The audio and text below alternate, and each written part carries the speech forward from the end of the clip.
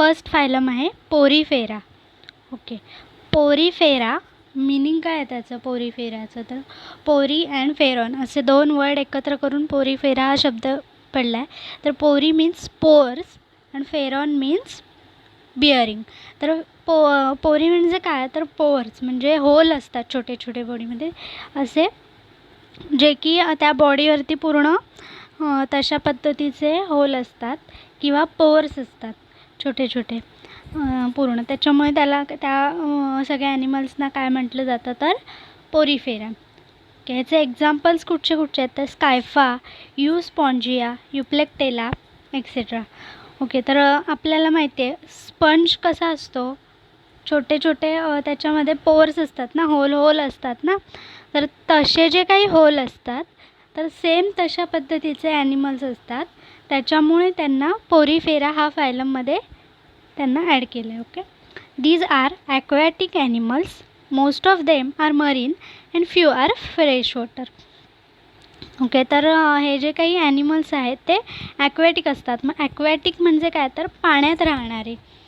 आणि त्यातले काही जास्त करून जे आहेत ते मरीन वॉटरमध्ये म्हणजे समुद्राच्या पाण्यात राहणारे आहेत, आणि काही आहेत ते फ्रेश वॉटरमध्ये राहतात.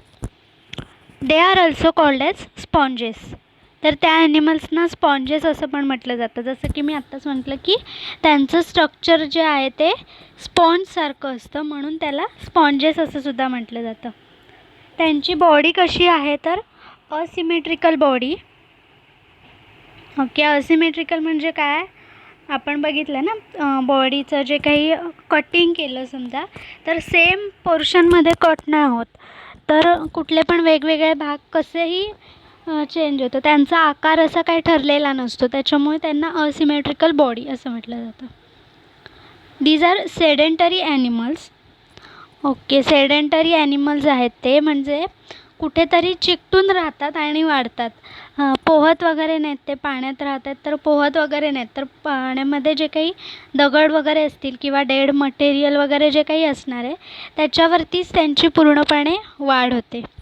On their body they bear numerous minute pore called ostia through which water enters in the body cavity स्पॉन्जोसिल.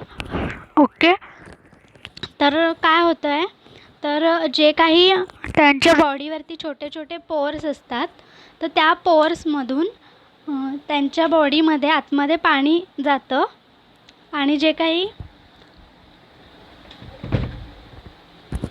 पाणी गेलेलं असेल तर ते पूर्ण बॉडीमध्ये जे काही गरज असणार आहे ते पाणी तिथे जाऊन त्यांचं जे काही फंक्शन असेल ते चालू राहतं. ओके, तर इथे आपल्याला एक्झाम्पल्स दिसतात. तर अशा पद्धतीचे ॲनिमल्स असतात.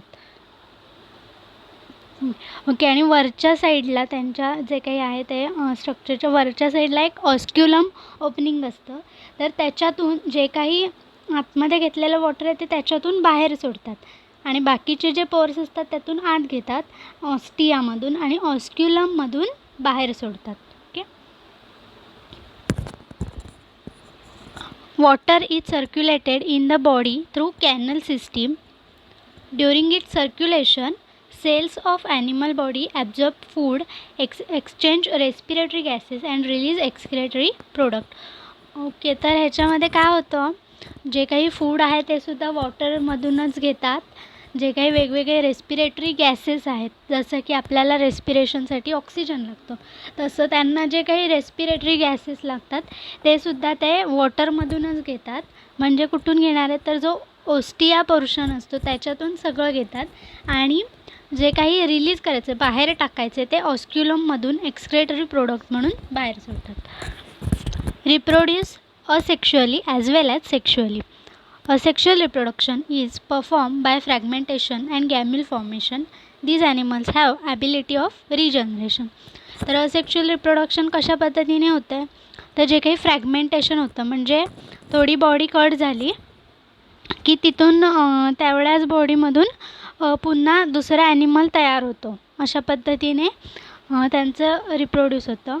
आणि सेक्शुअल रिप्रोडक्शनमध्ये गॅमेट्स फॉर्म होतात. मेल गॅमेट फिमेल गॅमेट दोन्ही फॉर्म होऊन त्यांचं फर्टिलायझेशन होऊन त्यांच्यापासून एक नवीन ॲनिमल तयार होतं आहे. ओके. सेकंड फायलम आहे निडारिया. तर ह्याचे एक्झाम्पल्स काय काय आहेत? Hydra, Aurelia, Physalia, Adamsia, Diploria, Gorgonia. Okay. तर हे जे सगळे ॲनिमल्स आहेत ते ह्या निडारिया फायलममधले आहेत.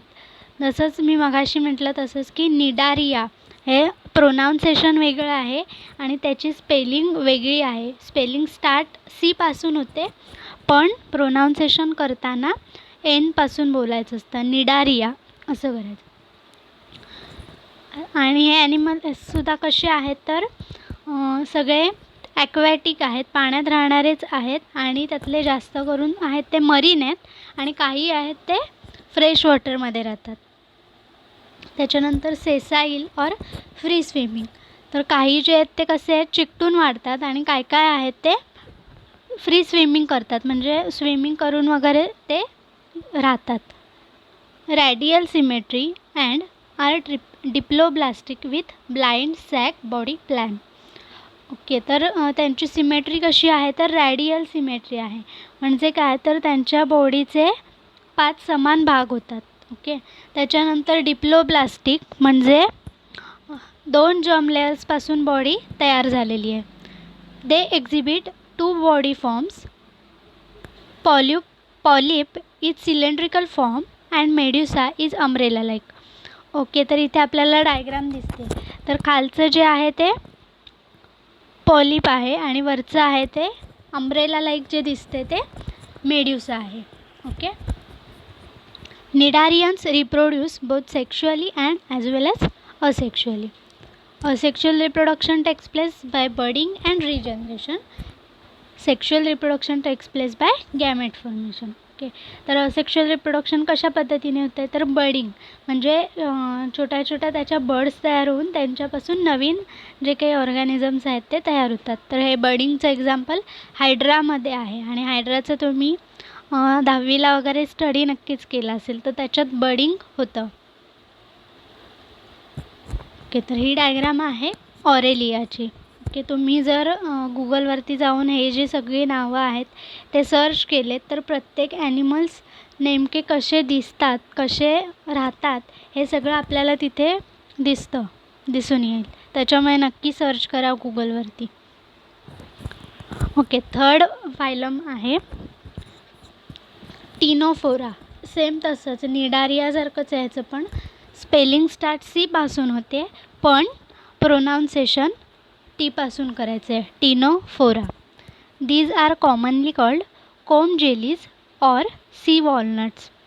ओके. तर हे जेलीज लाईक जे काही असतात तर त्यांचं स्ट्रक्चर जेलसारखं असतं आणि किंवा ते काय वॉलनटसारखे दिसतात. इथे आपल्याला दिसतं डायग्राममध्ये. तर त्यांच्या बॉडीवरती असं कोमसारखं स्ट्रक्चर दिसतं म्हणून त्यांना कोम जेलीज किंवा मग काय म्हटलं आहे सी वॉलनट्स असं म्हणतात. Exclusively marine free swimming animal. तर हे जे काही कोम जेलीज आहेत त्या पूर्णपणे मरीन वॉटरमध्येच राहतात. फ्रेश वॉटरमध्ये सापडत नाहीत आणि फ्री स्विमिंग करतात. पोहून ते राहत असतात. Diploblastic radially symmetrical with blind sac body plan. Okay. Animals have tissue level organisation.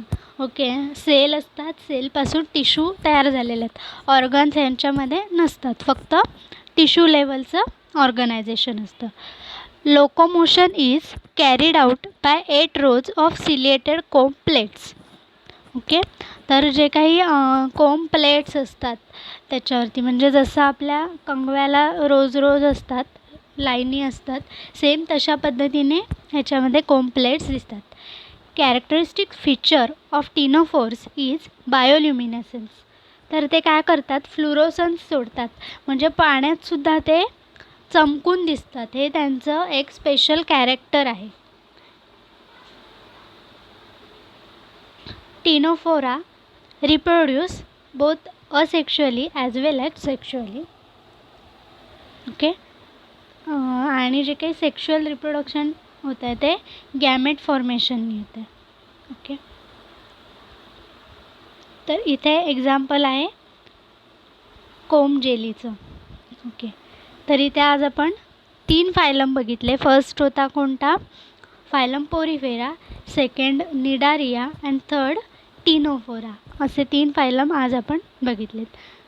पुढचे फायलम नेक्स्ट लेक्चरला बघायचे. ओके. थँक्यू.